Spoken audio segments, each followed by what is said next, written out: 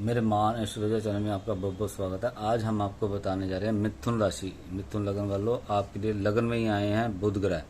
तो इनसे कैसे लाभ तो मिल जाएगा, मगर इनका दान, इनकी हरी चीज़ों का दान आपको करना पड़ेगा। मंदिर में दो, धर्म स्थान पे दो, या गौशाला में जाके हरे चारा डाल दो गौ माता को। तो ये भी दान के रूप में ही है, दान ही माना जाएगा इनको। ये करके देखो, आपको देखो बुध ग्रह से बहुत बेहतरीन आपको लाभ प्राप्त होने लग जाएगा। एक तो लगन पे आपके आए हुए हैं, यहाँ पर गुरु ग्रह भी हैं आपके। ऐसी अच्छी जानकारी के लिए चैनल हमारे चैनल को सब्सक्राइब करो, लाइक करो, शेयर करो। 15 तारीख को सूर्य देव भी इसी स्थान पर आ रहे हैं आपके लगन पे। देखो, आपको चारों तरफ से कामयाबी ही कामयाबी दिलाएंगे। ऐसी अच्छी जानकारी के लिए हमारे चैनल को सब्सक्राइब करो, लाइक करो, शेयर करो। जय गुरु जी। गुरु का दान और सूर्य का दान नहीं देना, खाली बुध ग्रह का दान देना है। एक चीज़ का ये भी ध्यान रखना।